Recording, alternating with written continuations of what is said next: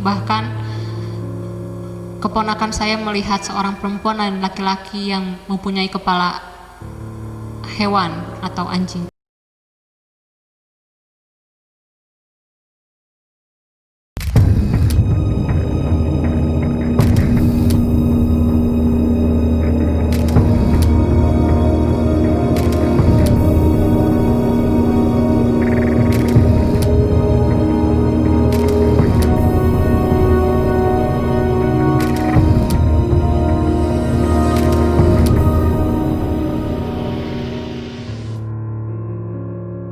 Assalamualaikum sahabat Malam Mencekam. Di sini saya akan menceritakan pengalaman pribadi saya. Saya mempunyai seorang tante atau adik dari ibu saya. Adik dari ibu saya seorang janda. Dia menikahi seorang paruh baya, seorang pengusaha asal Sulawesi Selatan atau Makassar.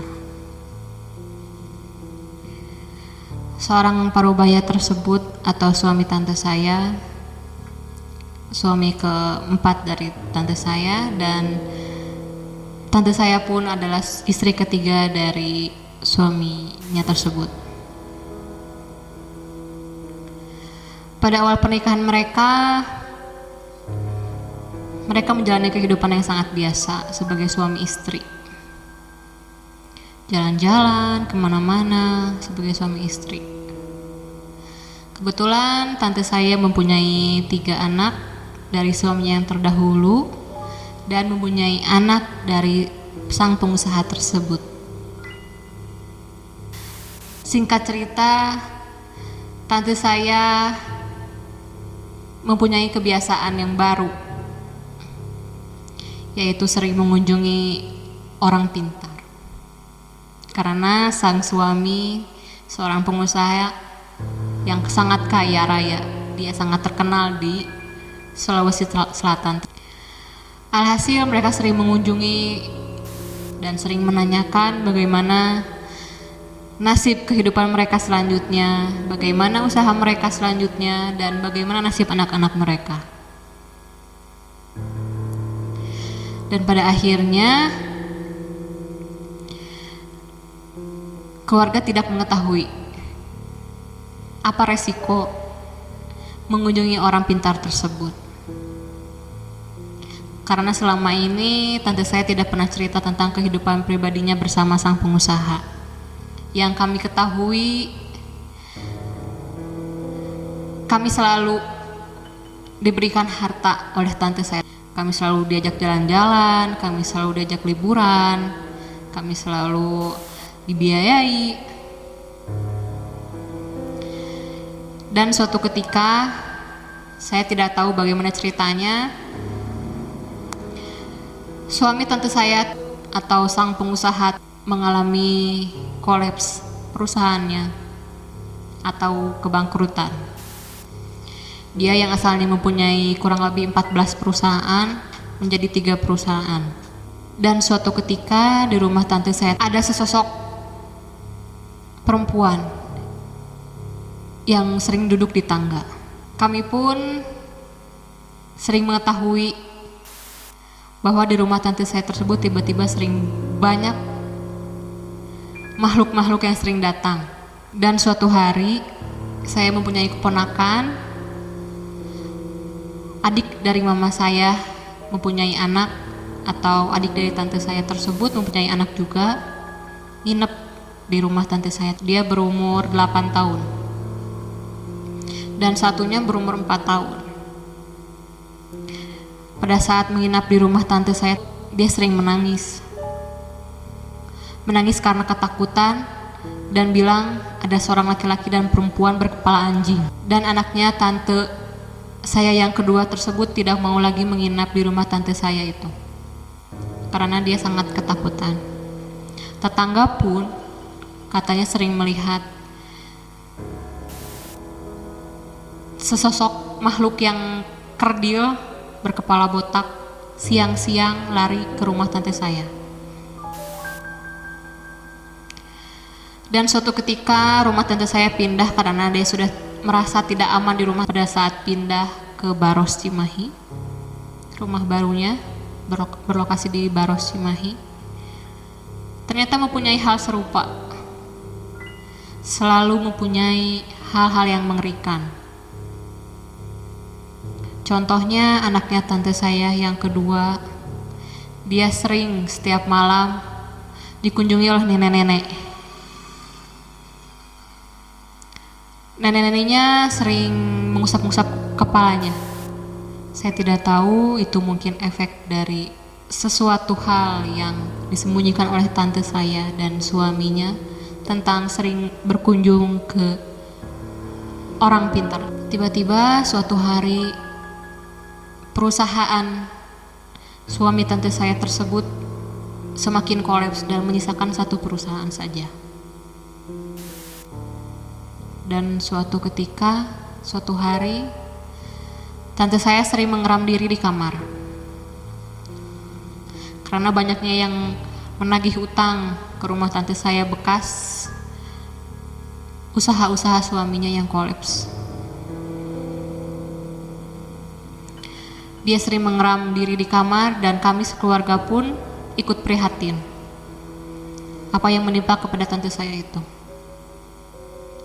Kami di situ masih positive thinking apa yang telah terjadi selama ini tentang makhluk-makhluk yang sering ada di rumahnya, sudah beberapa kali pindah, tetap saja mereka selalu diikuti oleh hal-hal yang sangat mengerikan.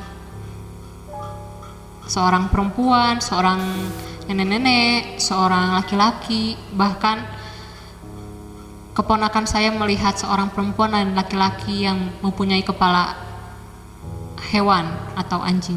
Akhirnya mama saya datang ke rumah tante saya itu untuk berkunjung karena tante saya itu sering mengeram diri di kamar sendiri.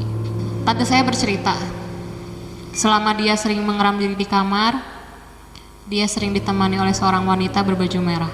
Tetapi dia wajahnya biasa saja, tidak ketakutan. Akhirnya kami memanggil orang pintar yang lain. Didoakanlah tante saya itu. Pada saat didoakan, tante saya menangis. Dan akhirnya tante saya tinggal di tempat sementara. Dia tidak tinggal di rumah itu bersama suaminya. Kami sekeluarga membawa dia ke rumah orang tuanya atau ke rumah nenek saya. Pada saat di rumah nenek saya, tiba-tiba tante saya kesurupan. Awalnya kami masih positive thinking terhadap suaminya ataupun terhadap siapapun yang berkaitan dengan tante saya. Dan pada akhirnya kami memanggil orang pintar lagi. Orang pintar yang sering didatangin, dia datang. Dia bilang bahwa ini adalah akibat dari mereka sering menjalani sesuatu yang seharusnya tidak mereka jalani, karena mereka ingin hidup kaya raya terus menerus. Dan ternyata mereka itu sebelum kolaps mereka sudah memberhentikan ritual-ritual mereka kepada orang pintar. Mungkin itu adalah akibatnya dari apa yang mereka perbuat. Dan pada akhirnya kami meminta tolong orang pintar yang lain untuk menyembuhkan tante saya dari hal-hal goib. 2 minggu kemudian, tante saya muntah darah. Itu menjadi hal yang sangat aneh karena selama ini tante saya sangat sehat walafiat. Karena di keluarga kami tidak pernah ada riwayat seseorang menjadi sangat depresi dan berpenyakitan. Akhirnya tante saya dibawa ke Rumah Sakit Raja Wali Bandung.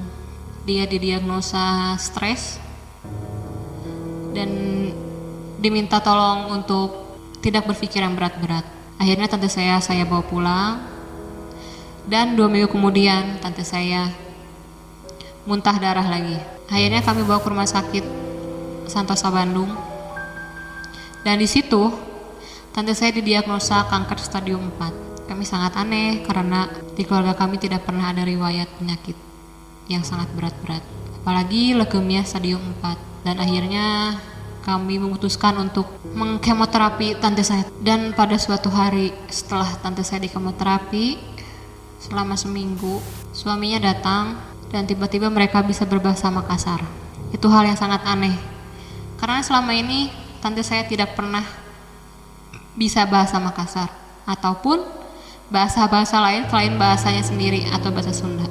Dia bisa ngomong bahasa Makassar seperti sedang berdebat dengan suaminya, dan seperti bukan tante saya. Akhirnya sang pengusaha tersebut bilang pada tante saya bilang pada keluarganya bahwa ini adalah kesalahannya. Jadi selama ini pengusaha ingin selalu bahagia dengan keluarganya, tetapi menempuh cara yang salah. Dia bilang bahwa ini akibat dari apa yang dia perbuat. Tetapi tante saya tidak tahu apa akibatnya, dan itu menimpa pada dirinya.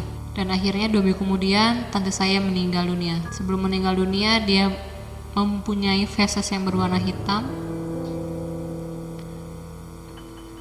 dan wajah yang sangat sedih saat meninggal. Itulah kisah dari pengalaman pribadi saya.